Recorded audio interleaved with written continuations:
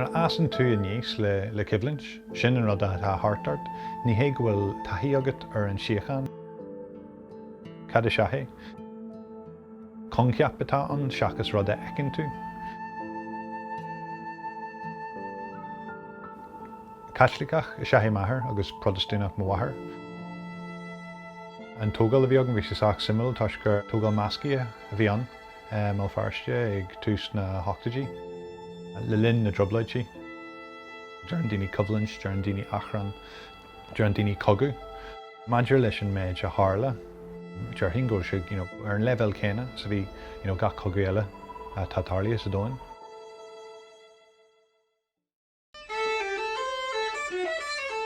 Bhí na tistí ar bhealaí difriúla buinseach leis an obair tras phobal. An dearcú a bhí ag an bhirteachú ná gro bailach eile an agus gro obair le deanú chun codú a thuirt don tro sin.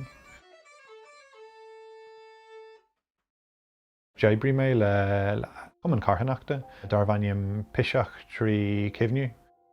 Ba chuman a bhí an, bhí gurí daoine a thuirt le chéile ó gach dearcú le caint faoi cén fá go bhfuil muid san áit sin na bhfuil muid agus cén chi a meach muid an díleil leis an cúlra atá agin.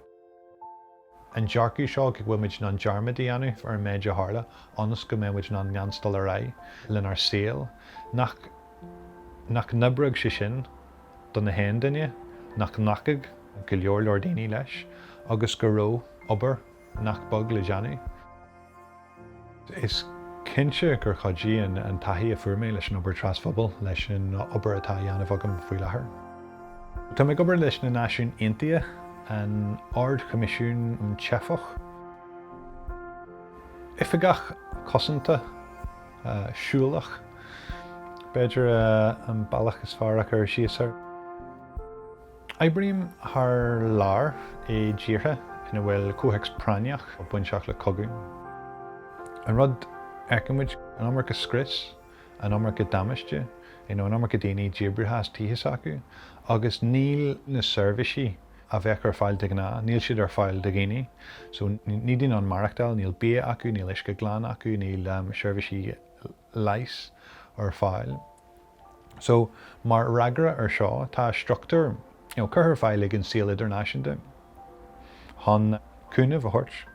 So ar an gcéad dul síos go muid an díleil lena feibanní atá ag daoine, aspa bí, aspa isce glán, agus ag an am céine go muid in an dulin le cén fá go bhfuil daoine ag trid i gcoinne a chéile, agus go muid an cainteanna a thosnú a ligigh den saidirí na armsacha a chur síos, agus a ligigh de riine teachtarás ag an síl a bhí acu.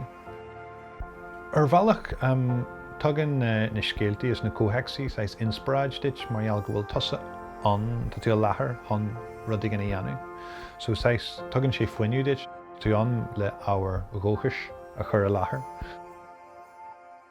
Tá rudaí le feiccint atá chúsillar, ba ag an am céine nuair leorann tú le daoine, nó feicinn tú cé có dúinn is atá an dochar atá deanta.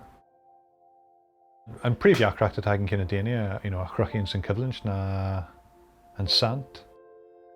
Gro daoine ag éirí sais go mbeadh ní go leor acu ach ní smóna sin. Agus muid caint faoi síocháin persanta na rudaí a chuideann slum sa trá sin, cultúr agus garí ceáil. So deanam iarracht, ceáil tradiisiúnta na hÉireann a hainnimt, agus cinse go nathaíonn sé go mór é thuirt thar lear. Móril hain le síocháin ceart chun a bheith ag daoine, na rudaí ag teastáil na ceart a déana, carthaim na féine a bheith ag daoine, go mbeadh luach an taobh scapaí idir na daoine ar bhealach atá carthaim, agus go mbeadh bhuiit an a bheith sásta, linn chéile, gach rud atá réasanta a bheith ar fáil dún. Bhí sé an riamh go raibh an dorchadas is nóíocht in an tolis, ach go maiile sin feicimiid gur minic go leor go raibh an labhair nuachtar buinte amach ag an solas, agus go cearcha mé muid dóthasach go muid an é sin í anamh arís agus arís eile.